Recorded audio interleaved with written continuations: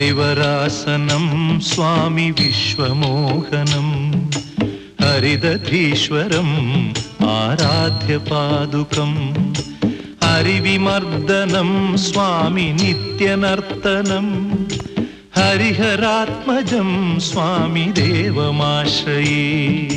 शरणमय्यप्पा स्वामी शरणमय्यप्पा शरणमय्यप्पा स्वामी शरणमय्यप्पा।